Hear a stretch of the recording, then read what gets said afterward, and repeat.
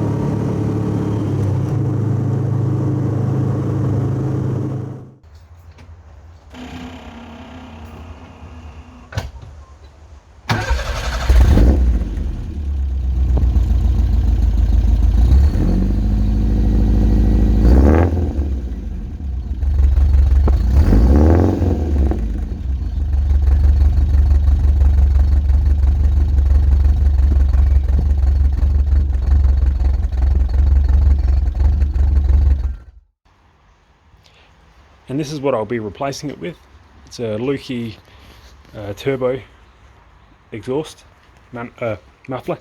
So the cross section, the internals of this, instead of just being straight through like the old one, the path is more like, goes from this end down to here, across down to here, and then out. And there's perforated tube and fiberglass packing in there as well. So the path is a lot longer, and I'm hoping this will be much quieter when I'm on the highway. So here's the new muffler and the old one side by side. Basically I'm just gonna slice that off there, transfer those two pipes over to this, and try and reuse these hangers. As you can see, there's not much muffling going on there, just straight through. Yeah, it's just too loud for long road trips, and I'm getting a bit tired of the noise, the drone inside the car. Before I go too far with cleaning up the ends of the old pipes, it's a good idea to get the muffler sitting where you want it, holding it up any way you can. Just pack it up, sitting nice and level, and the pipes actually line up pretty close. As you can see, the angle of this one, it kind of comes up and it's angled down, it's not straight and level, whereas this pipe is straight and level, so that joint there is going to be pretty ugly, I think, but I can't really do much about that. I don't have any mandrel bends or anything to be able to curve it back down. I really should shorten this straight piece back here to bring that level down, but I'm not going that far today. I'm just going to bang that on there, weld it round, and call it good.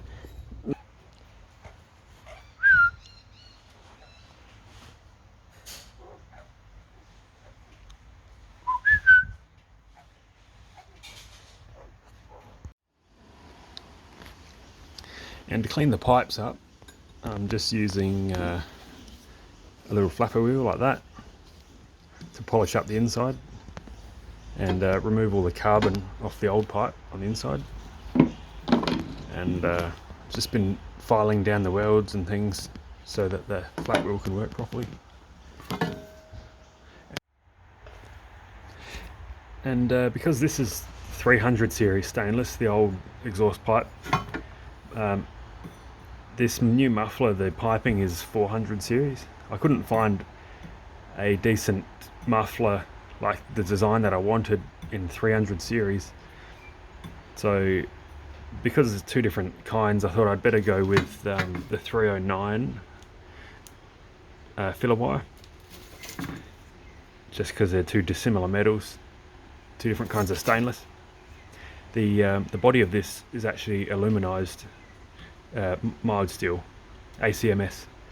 So when it comes to welding the hanger rods on the outside, I'm just going to MIG weld that, because trying to TIG weld over aluminium coated mild steel is, yeah, I don't even want to think about that. Well, I got it tacked together.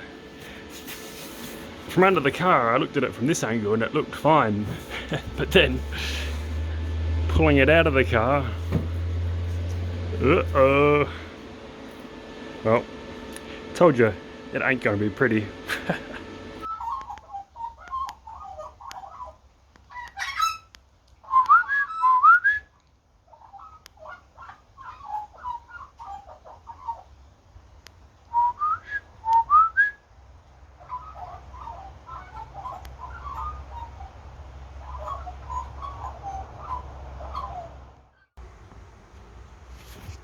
Well, it's in there, fully welded on the other end and clamped in place with the V-band, and the pipe looks pretty close to being right in the middle of the cutout.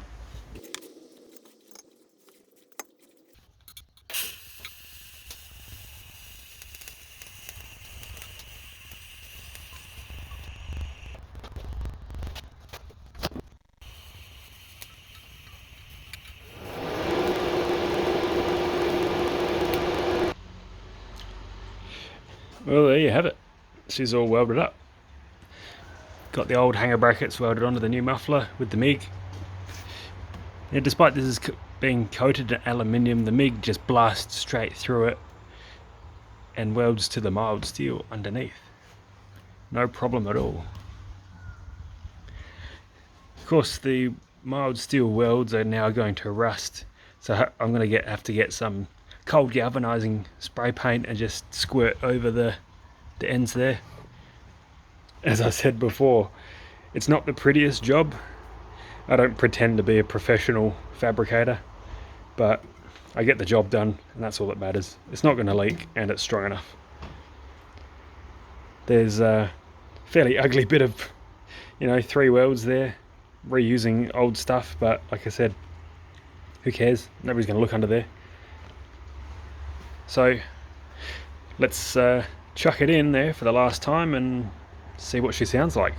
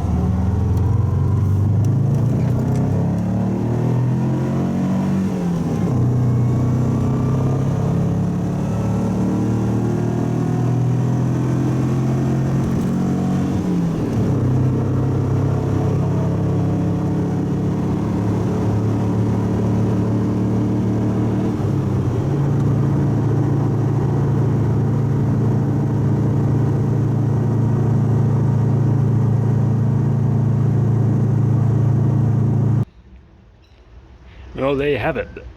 Same test drive. Was it quieter? An interesting question. Yes and no. It was quieter during the cruising, low revs, low load, but when I wound it up on the on-ramp, I think it's exactly the same as the old one. But then again, it could just be the noise coming from under the bonnet going through the firewall instead of coming through the boot floor into the cabin. So what I'm saying is that engine it's an old engine, old technology. It's noisy, especially when it's under full load and wound up to 4,000 or 5,000 RPM. So overall, was it a worthwhile upgrade? Yes, I think on the whole, but it's not as big of a difference as I was hoping, really. But there you go. And it looks like I've got friends coming in for a chat. So I might as well leave it there. I'll let the exhaust break in for a few weeks and maybe it'll change. Maybe I'll make another video, but I think what it is what it is. I can't get it any quieter than that. But there you go. Thanks for watching.